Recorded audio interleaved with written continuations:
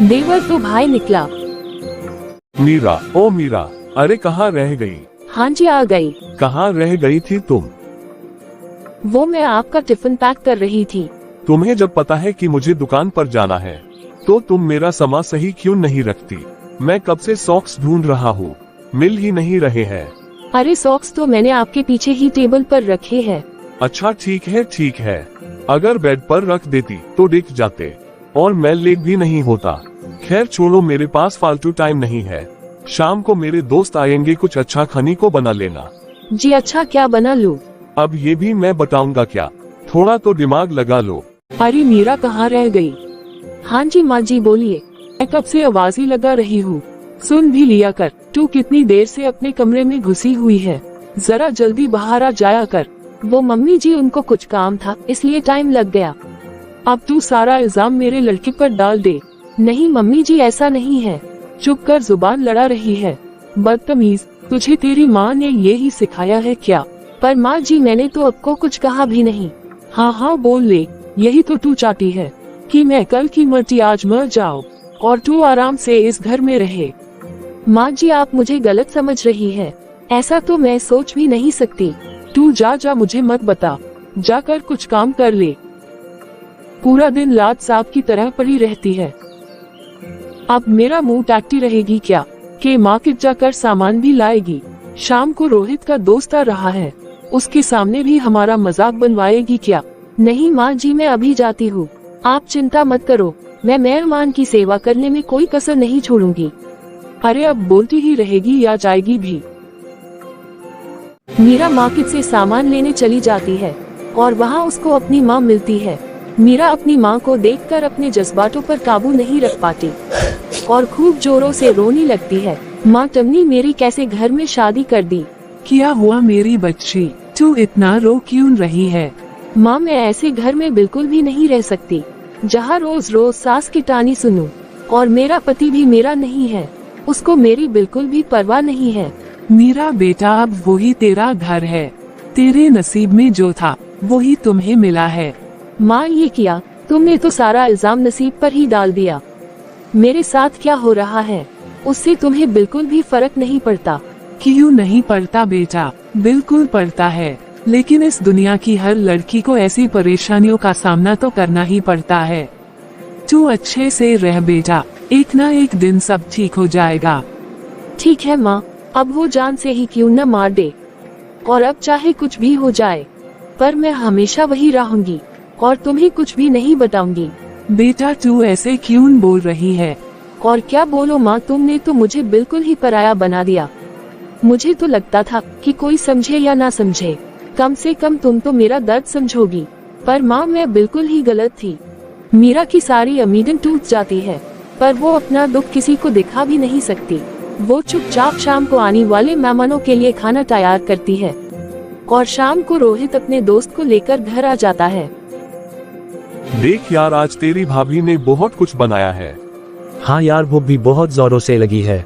यार भाभी ने घर को इतना क्यों सजा रखा है, जरा टेबल तो देखो। भाभी ने तो पहले से ही इतना सामान रखा हुआ है। अरे यार वो तुम्हारी भाभी छोटे शहर की है तो जो उसे आता है वैसे ही कर देती है। खैर छोड़ो तुम इन बातों को, अब खाने का मजा लो। रोहित का दोस्त खूब पेट भर की खाना खाता है और घर के लिए पैक भी करवा लेता है और ये तो हर दूसरे दिन की कहानी है। फिर रोहित अपने दोस्त के जाने के बाद अपने कमरे में जाता है। मीरा तुमने मेरी नाक कटवाने में कोई कसर नहीं छोड़ी। अब मैंने क्या कर दिया? आपके दोस्तों को अच्छे से खाना खिलाया और पैक करके भी दिया। अब मैं और क्या कर सकती हूँ? खाना खिलाकर किसको सुना रही है? मैं सुना नहीं रही हूँ बल्कि आपको बता रही हूँ। इतने साल हो गए तुझे इस घर में, लेकिन अभी तक तुझे कुछ भी नहीं आया।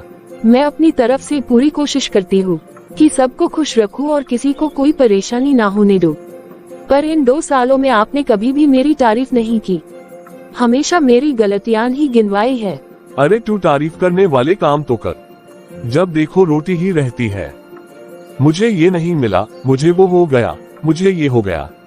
अब बस भी कर और मुझे सोने दे। तुझे तो कोई काम नहीं है पर मुझे तो दुकान जाना है। अगले दिन सुबह रोहित के छोटे भाई सुनील का फोन आता है। और भाई कैसे हो तुम? एकदम फर्स्ट क्लास। तू सुना कब आ रहा है? भाई मेरी आज की फ्लाइट है और कल दिन तक मैं घर पहुंच जाऊंगा। तू निकल चुका है और अब बता रहा है? अरे भाई मैं तो सरप्राइज देना चाहता था, पर सोचा कि बता ही देता हूँ, ताकि जब घर आओ तो कुछ अच्छा खाने को मिली। अरे हाँ, तू बस आजा, जो तेरे मन में आए अपनी भाभी से बनवा कर खाता रही हो। अरे नहीं, मैं तो मजाक कर रहा हूँ। चलो भाई फिर पहुँच कर बात करते हैं। चल ठीक है, ध्यान से आना। ठीक है भाई।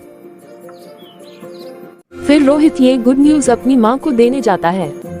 माँ, ओ माँ, छोटू आ रहा है। क्या छोटू आ रहा है? समीर मेरा बाबू, मेरा बेटा, क्या हुआ अचानक से? कैसे? सब ठीक तो है? हाँ माँ, सब ठीक है।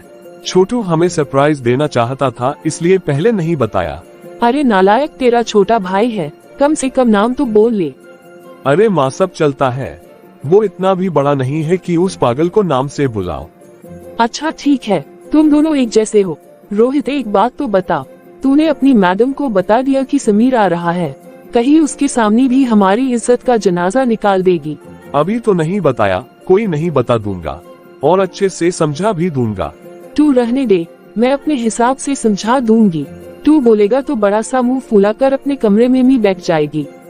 हाँ, वैसे भी उसके मुंह कौन लगना चाहता है, आप ही संभालो अपनी बहू को। बेटा मुंह तो मैं भी नहीं लगना चाहती, पर हमारे गाली जो मुसीबत पड़ चुकी है, अब कुछ कर तो सकते नहीं।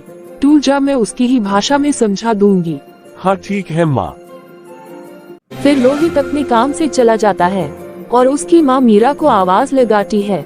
मीरा, अरे ओ मीरा, मीरा आज आएगी भी कि नहीं? जी माँ जी, आपने बुलाया? तुझे एक बार में सुनाई नहीं देता क्या? माँ जी मैंने सुन लिया था, बस वो कपड़े धो रही थी इसलिए टाइम लग गया। देख, मैं घुमा फिरा कर नहीं बात करूंगी, सीधा सीधा तुझे समझा रही हूँ। कल तेरा कनाडा वाला देवर आ रहा है, जरा ध्यान से रहियो। उसके सामने अगर तूने ऐसा कुछ भी किया तो तेरी खैर नहीं। तो जरा सोच समझ के और फुर्ती से काम कर लियो। जी मम्मी जी। मीरा देवर के आने की बात सुनकर और भी ज्यादा घबरा जाती है। ये दोनों कम थे क्या मेरा खून पीने के लिए?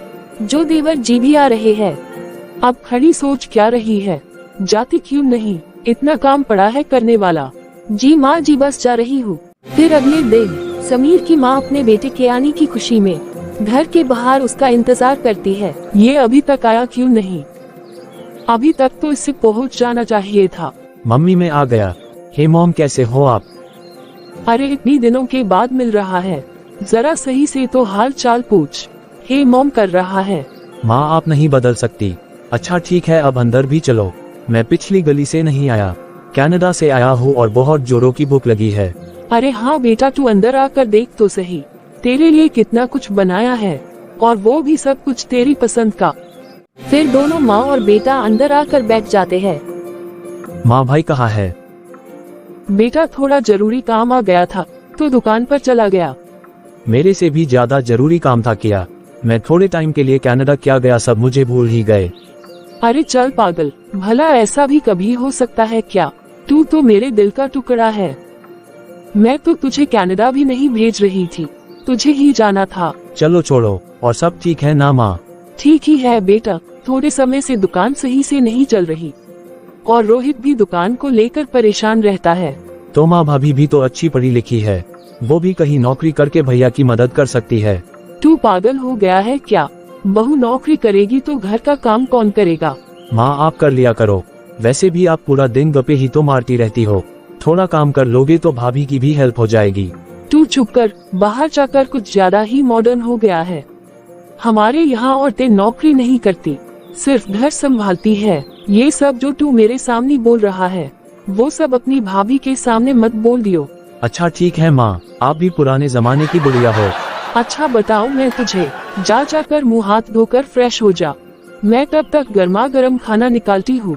तू पहले खाना खा, तब तक रोहित भी आ जाएगा। चलो ठीक है माँ।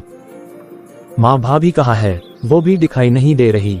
वो अपने कमरे में ही होगी, और कहाँ जाएगी? समीर अपनी माँ की बात से हैरान हो जाता है और सीधा अपनी भाभी को मिलने उसके कमरे में चला जाता है। भाभी आप यहाँ हो? मैं कब से आपका इंतजार कर रहा था कि भाभी अभी आए, पर आप आई ही नहीं। तो मैं ही आपसे मिलनी चला आया। बस मैं आ ही रही थी। देवर जी आप पहले खाना खा लो, नहीं तो मम्मी जी गुस्सा हो जाएंगी। वो तो माँ की पुरानी आदत है, अब तक तो आपको आदत पड़ जानी चाहिए। आजा लड़के, कहाँ रह गया? यहाँ तो भूख के मारे मेरी जान निकली जा रही है। आया माँ। मीरा जल्दी से समीर की पसंद का 3-4 तरह का खाना टेबल पर लगा देती है। अरे वाह भाभी, आपने मेरे लिए इतना कुछ बना लिया। वो देवर जी, मुझे पता नहीं था कि आपको क्या अच्छा लगता है, तो मैंने सोचा 2-4 चीजें बना लूं। कम से कम आप पेट भर कर खाना तो खा लोगे। बेटा वो तो इसकी आदत है, ढेर सारा भर भर कर बनाने की, चाहे बाद में फेंकना ही क्यों न पड़ जाए। माँ, एक तो इतने प्यार से भाभी ने खाना बनाया है और आप है कि नाराज हुए जा रही है। अच्छा अब तू खाना खा ले। आज इतनी दिनों बाद घर का खाना खाकर मजा ही आ गया। भाभी तुसी टांग ग्रेट हो। देवर जी सच में आपको खाना इतना ज्यादा पसंद आया? और क्या भाभी, मैं ऐसे ही कोई तारीफ कर रहा हूँ। आज पहली बार किसी ने मेरी तारीफ की है, तो यकीन नहीं हो रहा कि मैं भी अच्छा खाना बना सकती हूँ। भाभी आप भी बैठो, साथ में खाना खाते हैं। अरे नहीं देवर जी, मैं तो हमेशा आखिर में सबको खाना खिलाकर ही खाती हूँ। ये क्या बात हुई बेटा, यही बैठ जाएगी तो गर्मा गर्म फुल्की कौन बनाएगा? अच्छा तो भाभी को आप बनाकर खिलाती हूँ। अरे मैं काहे को बनाऊंगी बेटा, तू अभी अभी आया है, तुझे कुछ नहीं पता। तू खाना खाकर अपने कमरे में आराम कर।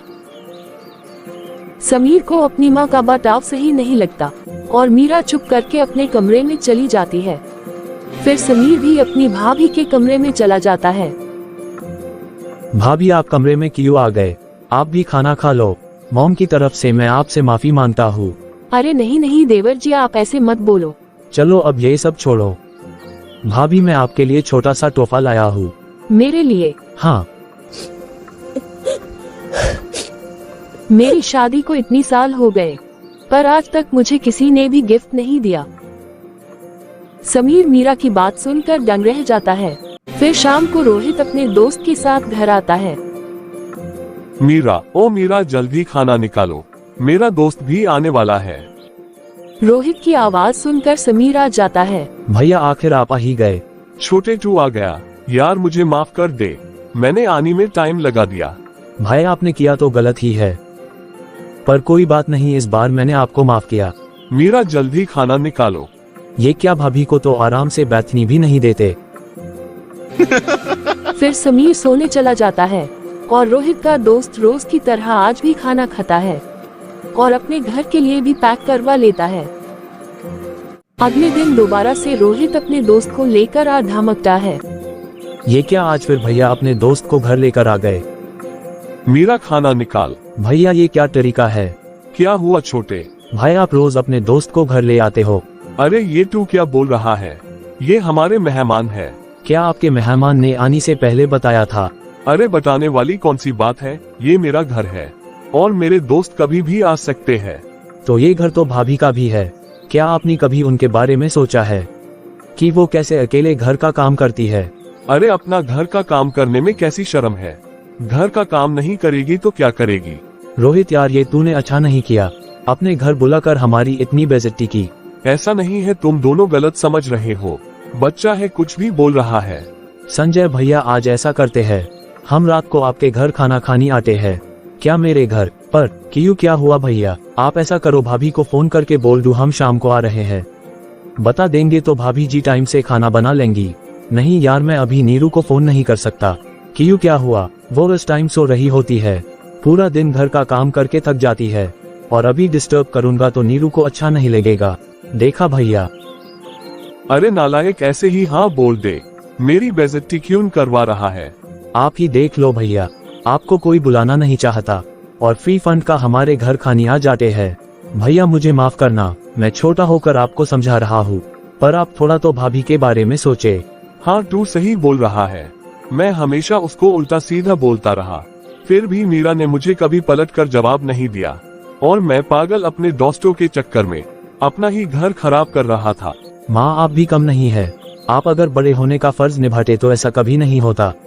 आपको तो उल्टा भैया को समझाना चाहिए था, आपके दुख सुख में सबसे पहले भाभी ही काम आएंगी और ये आपके सो कॉल्ड फ्रेंड्स भी नहीं।